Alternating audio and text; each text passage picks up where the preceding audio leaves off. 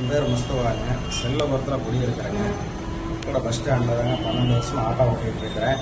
Night தாங்க வண்டி ஓட்டுவேன். இப்போ நைட்டு வாடகை போயிட்டு வந்து நிற்கும் போது இங்கே புருஷனும் பொண்டாட்டியும் பயங்கரமான சண்டை போட்டுக்கிறாங்க. ஆனால் இஸ்லாமானவங்க தான்.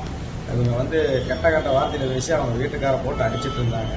அப்போ நான் போய் சத்தம் போட்டேன், இது இங்கெல்லாம் இப்படி பண்ணக்கூடாது, ஏன் இதெல்லாம் பண்ணுறீங்க அப்படின்னு கேட்டேன். இல்லைங்க அப்படின்னு சொல்லிட்டு அந்த அம்மா இப்போ அடித்து மட்டும் போயிருச்சு. அப்புறம் இவராக எங்கிட்ட எல்லாம் சொல்லிட்டு இருந்தாரு, மனநல பாதிக்கப்பட்டிருக்குங்க, அதனால் எங்கே போனாலும் எனக்கு அடி தான் கொடுக்குது, இந்த அம்மா என்னை சும்மா அடிச்சுக்கிட்டே இருப்பேன், அதெல்லாம் வாங்கிட்டு தான் நடந்துட்டு இருக்கிறேன் அப்படின்னு சொன்னாங்க.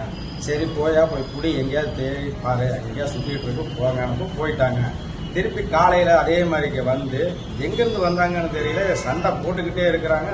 நாங்கள் அப்போ என்ன சொல்கிறோம், நைட்டு சண்டை போட்டீங்க, சரி ஆளில் இப்போ பப்ளிக்கெல்லாம் நிற்கிற இடம், இப்போ நீ கெட்ட வார்த்தை பேசிக்கிட்டு இருந்தீங்கன்னா சரியாகாது, போயிருங்கன்னா நீ யார புருஷன் மண்டாட்டிக்குள்ளே குடும்பத்துக்குள்ளே சண்டை போடுறதுக்கு கேட்குற தேவையா பையன்னு என்னை கெட்ட வார்த்தை பேசுனாங்க. அப்போ கெட்ட வார்த்தை பேசும்போது நான் என்ன பண்ணேன், அடிக்க போனேன். அடிக்க போகும்போது எனக்கு அடி கொடுக்க முடியல, நான் இருந்துட்டேன். திருப்பி அந்த அம்மா ஓடி என்னை அடித்து இங்கெல்லாம் காயம் பண்ணி வரண்டி விட்டாங்க, நெஞ்சிலை காயம். இதை பார்த்தது இவங்க என் கூட இருக்கிறவங்க பிரிச்சோட வந்தாங்க. அன்சரு, பகதூர், சலாமுங்கிறவங்க பிரிச்சோட வந்தாங்க. அவங்களே உதரை தள்ளிட்டு திருப்பி என்னை காயப்படுத்த வந்தாங்க. வந்தப்பதான் நான் என்ன பண்ணேன், என்னுடைய பாதுகாப்புக்கு வேண்டி நான் ஒரு அடி கொடுத்தேங்க. அடிச்சது தப்பு தான், மனநிலை பாதிக்கப்பட்டிருக்காங்கிறது எனக்கு முழுசாங்கிறது அப்பதான் தெரியும். இவங்க எங்கிட்ட வந்த ஆக்ரோஷத்தை தான் தெரிஞ்சுது, அதனால நான் அடிச்சேங்க. இதுதாங்க நடந்தது.